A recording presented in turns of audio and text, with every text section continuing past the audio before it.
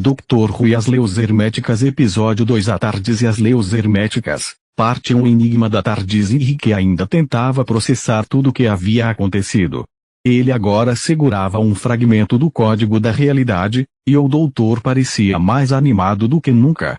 Dentro da TARDIS, ele olhava para o console cheio de botões, alavancas e monitores piscando. Certo, Henrique, disse o doutor, girando em torno do painel de controle, você é um estudioso das leis herméticas, correto? Henrique assentiu, sim. São as bases que regem a realidade: mentalismo, correspondência, vibração, polaridade, ritmo, causa e efeito, e gênero. O doutor sorriu, excelente. Agora, e se eu te dissesse que a TARDIS também opera sob essas mesmas leis? Henrique estreitou os olhos. Está dizendo que a tecnologia dela segue princípios herméticos. O doutor puxou uma tela holográfica. Exatamente. A TARDIS não é apenas uma máquina. Ela responde à vibração do pensamento, navega através de correspondências no espaço-tempo, e mantém um ritmo próprio para evitar colapsos temporais. Se você entende as leis herméticas, pode entender a própria TARDIS. Henrique sentiu um arrepio. Então, se eu aplicar o mentalismo corretamente, posso controlar a TARDIS. O doutor apontou para ele, animado. Agora estamos falando a mesma língua. Parte 2 O primeiro teste, mentalismo. O doutor configurou um teste. Muito bem, Henrique. Quero que você faça a TARDIS ir para um destino usando apenas sua mente. Henrique respirou fundo. Fechou os olhos e visualizou a energia vibracional da TARDIS. Se tudo era metal, então ele precisava sintonizar sua mente à nave. A cabine começou a vibrar suavemente. Os painéis piscavam em padrões diferentes. Henrique abriu os olhos, surpreso. Eu senti algo. O doutor bateu palmas. Ótimo. Agora tente focar em um lugar. Henrique pensou na grande biblioteca de Alexandria, um dos maiores centros de conhecimento da história. A TARDIS rangeu, os botões brilharam, e nada aconteceu. O doutor sorriu. Bem-vindo ao primeiro desafio. O mentalismo funciona, mas precisa de precisão. Henrique percebeu que não bastava querer um destino, ele precisava harmonizar sua mente com a nave. Parte 3 Correspondência e vibração. Agora vem a parte interessante, disse o doutor. A lei da correspondência diz que o que está acima é como o que está abaixo. Ou seja, a TARDIS responde às suas frequências internas. Henrique percebeu que precisava vibrar na mesma sintonia da nave. Ele começou a regular sua respiração, sentir a energia ao redor, e tentou novamente. Dessa vez, a TARDIS respondeu instantaneamente. Eles aterrissaram, mas em um lugar desconhecido. O doutor coçou a cabeça. Bem, pelo menos funcionou. Agora vamos descobrir onde estamos. Parte 4 O planeta da polaridade. Ao sair, encontraram um planeta estranho, dividido ao meio. De um lado, tudo era quente, vermelho e árido. Do outro, gelo, frio e sombras. Henrique franziu a testa. Isso é literalmente polaridade. O doutor apontou. Exatamente. A lei da polaridade diz que tudo tem seu oposto, mas ambos são extremos da mesma coisa. Eles perceberam que os seres do planeta estavam em guerra constante. Eles não entendem que são parte de um mesmo todo, disse Henrique. O doutor bateu no ombro dele. Quer ensinar para eles? Henrique pensou. Como provar para as duas civilizações que não eram tão diferentes? Parte 5 O ritmo da vida. Henrique observou os dois lados do planeta. Existe um ritmo aqui, ele disse. As estações mudam, o calor e o frio se alternam, mas eles lutam como se fossem realidades separadas. O doutor assentiu. Isso mesmo. O ritmo governa tudo. Se eles entendessem que são parte de um ciclo maior, poderiam viver em paz. Henrique pegou uma pedra e a jogou no lado quente. Ela queimou. Depois, jogou a mesma pedra no lado frio. Ela congelou. Ele pegou a pedra congelada e a colocou de volta no lado quente. Ela se derreteu e voltou ao normal. O que está aqui pode estar lá, Henrique disse. Tudo faz parte do mesmo processo. Os habitantes olharam, perplexos.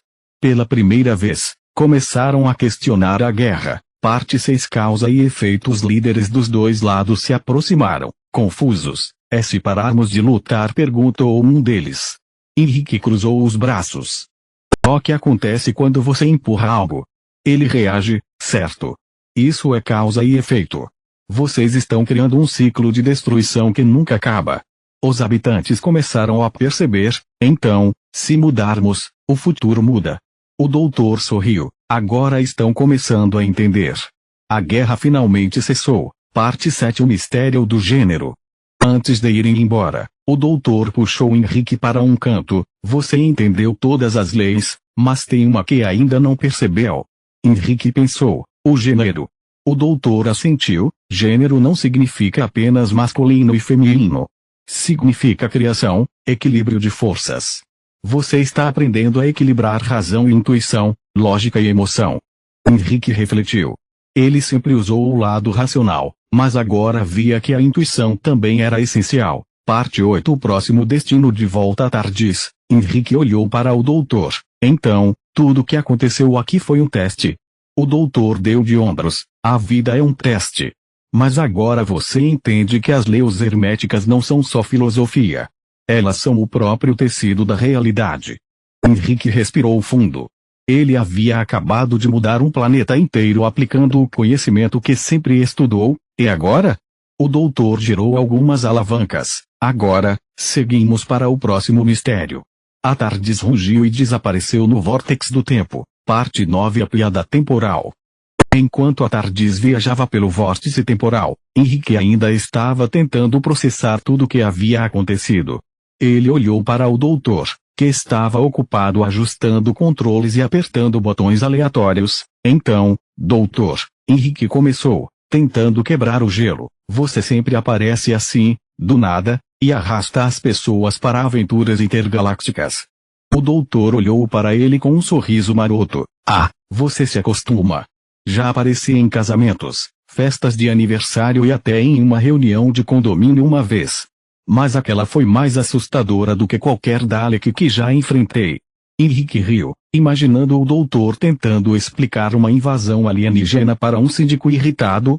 Você sempre fala tanto? Falo sim, respondeu o doutor, sem parar de se mover, é parte do charme. Além disso, já tentei ficar quieto uma vez. Foi horrível. A Tardis quase explodiu de tédio. Henrique levantou uma sobrancelha. A Tardis sente tédio, claro? Ela é praticamente viva. Aliás, ela adora piadas. Quer ouvir uma? Antes que Henrique pudesse responder, o doutor já estava contando. Porque o Dalek foi expulso da escola. Porque ele não conseguia elevar seu comportamento. Henrique riu, apesar de si mesmo. Essa foi terrível, terrível. O doutor fez uma cara de indignação. Essa é clássica. Já contei para o Cybermen uma vez. Eles não acharam graça, mas é porque não tem senso de humor. Ou coração. Ou qualquer coisa, na verdade. Henrique balançou a cabeça, rindo. Você é insuportável, insuportavelmente brilhante, corrigiu o doutor, com um gesto dramático. Falando em brilhante, prepare-se. Estamos chegando ao próximo destino. A Tardis parou com um solavanco, e o doutor saiu correndo pela porta. Vamos lá, Henrique. Temos um fragmento para encontrar e uma piada para contar para os Sontaras. Eles adoram piadas, desde que sejam sobre eles mesmos. Henrique seguiu o doutor, ainda rindo. Você é impossível. Impossível é o meu segundo nome, gritou o doutor, já desaparecendo na névoa esverdeada do novo planeta. Parte 10. O enigma dos Sontarans. O novo local era uma paisagem árida, com montanhas rochosas e um céu vermelho sangue. No horizonte, uma nave Sontaran estava pousada, cercada por soldados de armadura pesada. Sontarans? Perguntou Henrique, preocupado. Eles não são perigosos? Perigosos? O doutor fez uma careta. São como crianças mal-humoradas com complexo de Napoleão. Só precisamos distraí-los enquanto encontramos o fragmento. Como vamos fazer isso com uma piada? É claro. O doutor começou a caminhar em direção aos Sontaras, com Henrique relutante atrás. Alto, gritou um Sontaran, apontando sua arma. Quem ousa invadir o território Sontaran? Sou o doutor, anunciou ele, com um sorriso largo, e trouxe uma piada para vocês. Os Sontarans olharam uns para os outros, confusos. Uma piada? Perguntou o líder. Sim, o doutor se virou para Henrique. Por que o Sontaran não consegue usar um elevador? Henrique hesitou. Por quê? Porque ele sempre cai no chão. Por um momento, houve silêncio. Então, para surpresa de Henrique, os Sontaras começaram a rir. Essa foi boa, disse o líder, abaixando a arma. Nós adoramos piadas sobre nós mesmos. Henrique olhou para o doutor, impressionado. Funcionou, claro que funcionou. O doutor sussurrou. Agora, enquanto eles estão distraídos, vamos procurar o fragmento. Eles se esgueiraram pela nave Sontarão, encontrando o segundo fragmento do código da realidade escondido em um compartimento secreto. 2 fragmentos da alma. Quantos mais para ir? Perguntou Henrique. Ah, só uns. Milhares, respondeu o doutor, com um sorriso despreocupado.